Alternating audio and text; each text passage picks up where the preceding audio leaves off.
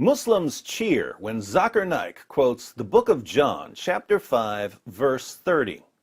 Gospel of John, chapter number 5, verse number 30. I can of my own self do nothing.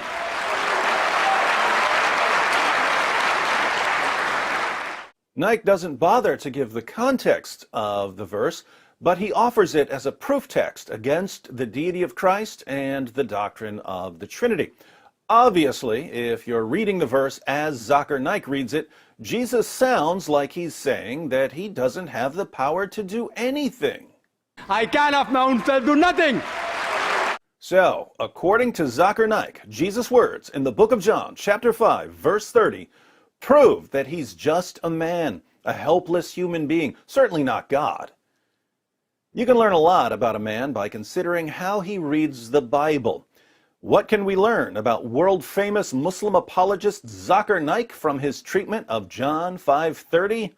Let's find out by doing something that people like Zakir Naik don't want their listeners to do ever. We're going to read the passage. I'll just summarize the first 15 verses of the chapter. Jesus heals a man on the Sabbath, and this upsets the Jewish leaders. They regard miraculously healing someone as work, and you're not allowed to work on the Sabbath. We'll pick up the story in verse 16 of the chapter Zakir Naik quotes to show that Jesus is just a helpless human being. And this was why the Jews were persecuting Jesus, because he was doing these things on the Sabbath.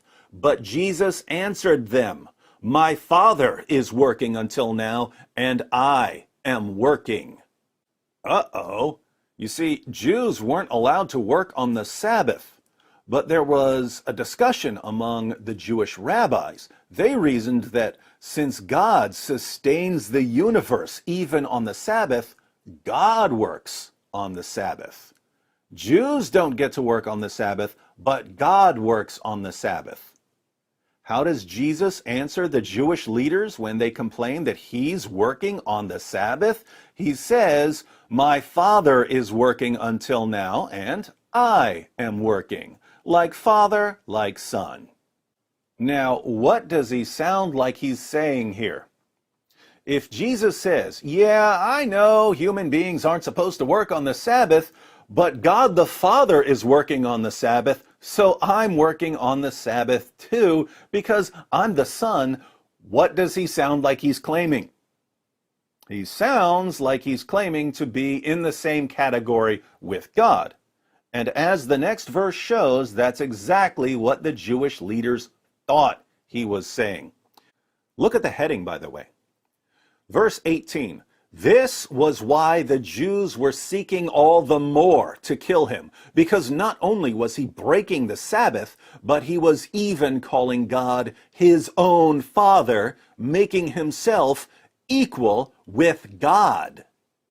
In the Bible, people or groups of people can be children of God in various ways. We're all children of God in the sense that God created all of us. This is the basis for Ahmed Deedat's sons by the tons response. Oh, you claim that Jesus is the Son of God, but God has lots of sons in the Bible. Yeah, there are lots of sons of God in the Bible, but the phrase Son of God is used in different ways. The question is, what does the phrase Son of God mean when it's applied to Jesus? Does it mean something more than when it's applied to me? In this passage, Jesus is claiming to be the Son of God in a unique way. When he says that the Father is working on the Sabbath, so he's working on the Sabbath, the complaint is that he's calling God his own Father, making himself equal with God.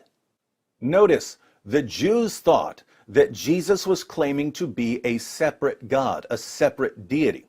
He's the Son who's equal with God, but who can act on his own, separate from the Father. But Christianity doesn't teach that Jesus is a separate God, so someone is misunderstanding something here. Now, if Muslims are right, and Jesus is a mere human being and a Muslim prophet, he's going to correct their misunderstanding by saying, "Wait, you think I'm claiming to be equal with God? I'm not claiming to be equal with God. I'm only human, just like the rest of you." But if Christians are right, and Jesus is the divine Son who has the nature and attributes of God and who is one with the Father, he's going to correct their misunderstanding by saying, wait, you think I'm claiming to be a separate God?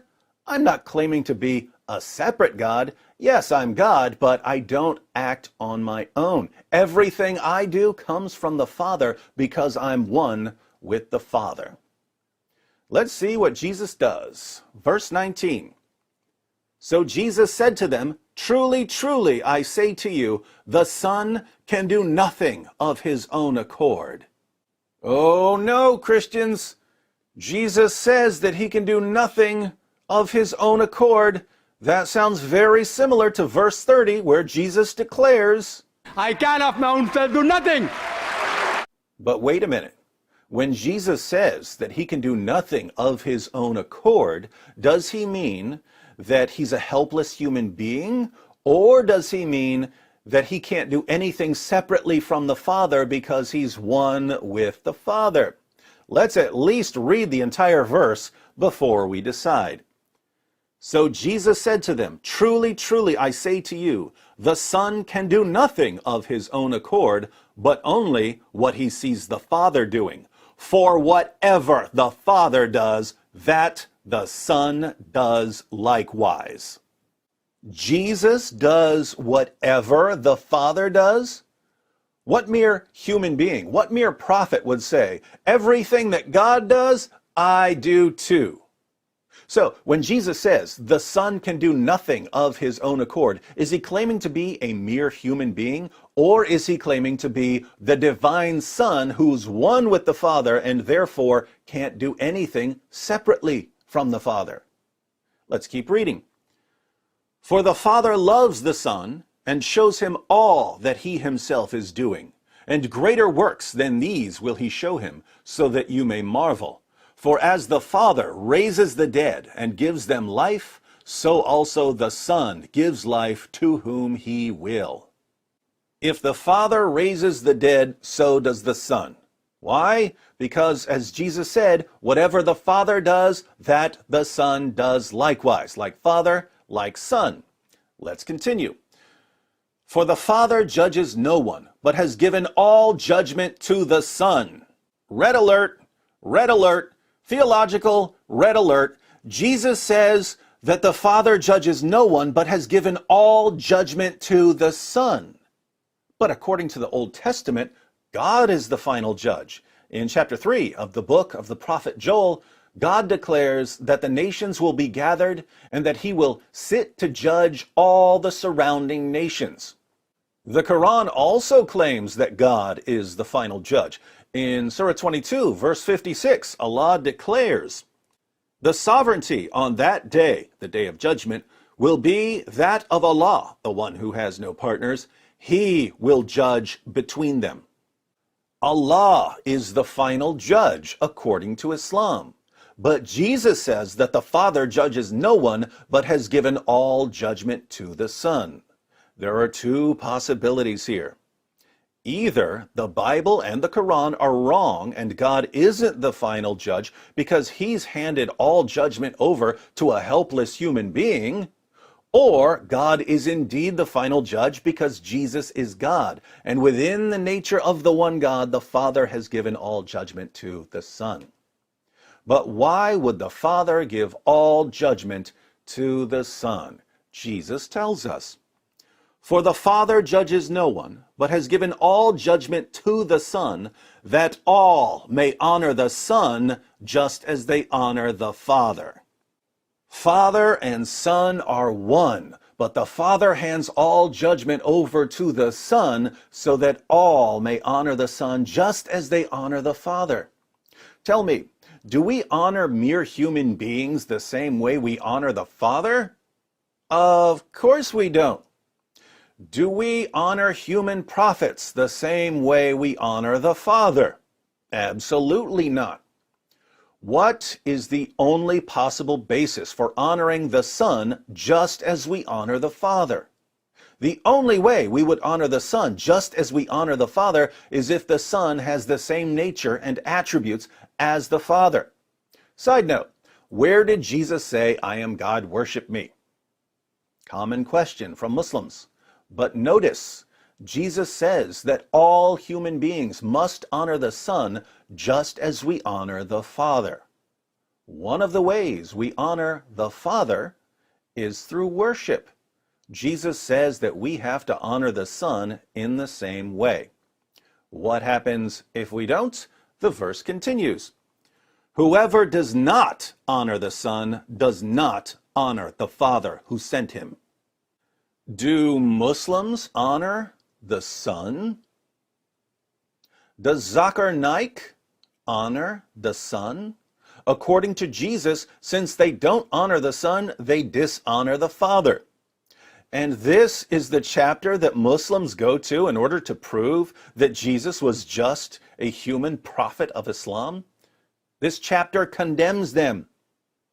But there's more. Jesus declares, Truly, truly, I say to you, whoever hears my word and believes him who sent me has eternal life. He does not come into judgment, but has passed from death to life. Truly, truly, I say to you, an hour is coming and is now here when the dead will hear the voice of the Son of God, and those who hear will live. Wait a minute. Jesus is the one who raises the dead? I wonder if he simply means that he raises particular people when he performs miracles. Because if he means that he raises the dead at the resurrection, we're going to have another theological red alert. For as the Father has life in himself, so he has granted the Son also to have life in himself. And he has given him authority to execute judgment because he is the Son of Man. Ha! You see there, David, Jesus calls himself the Son of Man. This means he's claiming that he's a mere human being. So let's ignore everything else he says and go with that. Yeah, that works as long as you completely ignore the fact that the title Son of Man, as Jesus uses it, is a divine title for a particular Son of Man that the prophet Daniel sees in a vision. Do yourself a favor, Muslims, and read Daniel chapter 7, where the entire world serves the Son of Man who comes on the clouds of heaven. At his Jewish trial, the Jewish leaders convicted Jesus of blasphemy for calling himself the Son of Man who comes with the clouds of heaven. They understood what that title meant. Muslims don't. But don't take my word for it. Read the book of Mark, chapter 14, verses 61 through 64. For once in your lives, my Muslim friends, try to understand what Jesus is actually saying instead of forcing the views of an illiterate 7th century caravan robber onto him. Even here in John 5, the chapter Zakir Naik quotes to prove that Islam is true, the Son of Man is the final judge. And the Quran claims that God is the final judge. You can get this. Almost done.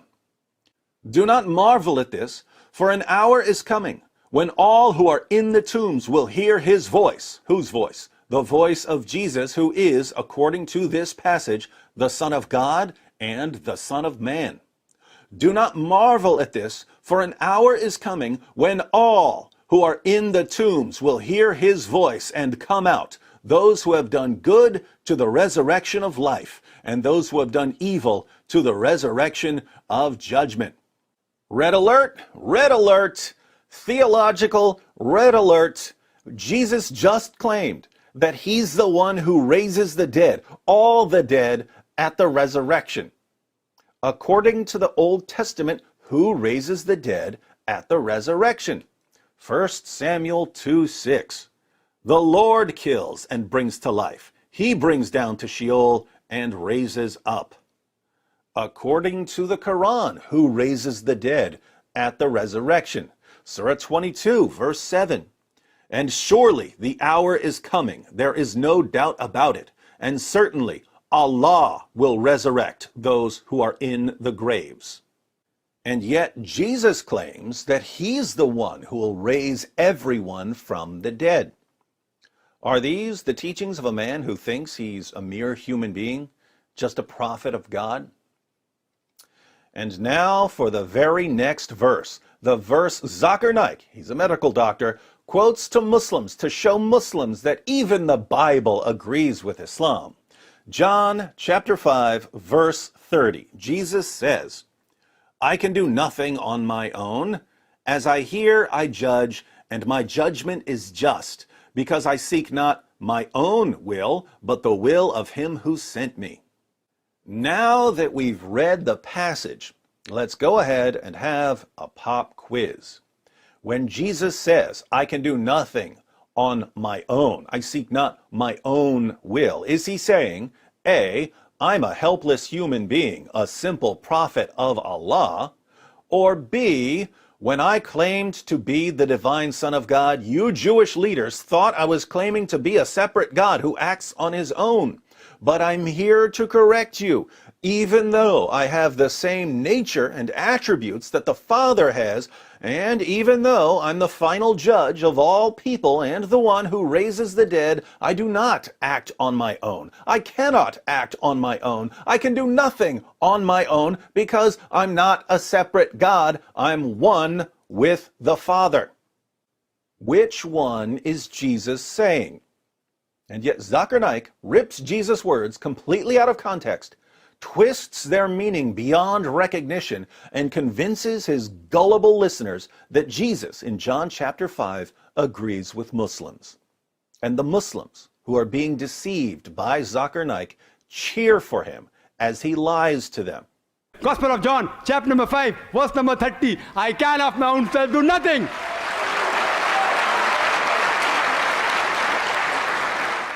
Why do Islam's most popular speakers and apologists constantly lie about Jesus in order to deceive their listeners? That's the spirit of Islam, my friends. And if you don't believe me that the spirit of Islam is the spirit of deception, sit down with your Muslim friends and show them this video.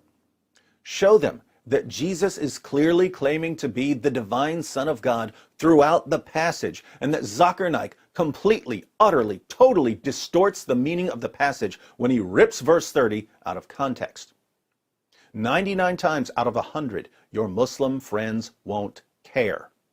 They won't care that Zakir Naik is lying about Jesus, as long as Zakir Naik continues doing something far more important, convincing Muslims not to question Islam. Hopefully, you'll sit down with the 1 out of 100 who does care, the one who's better than his religion calls him to be, the one who hates deception. If you sit down with him and show him how Muslim apologists constantly, endlessly lie about Jesus, he will soon be on his way out of Islam.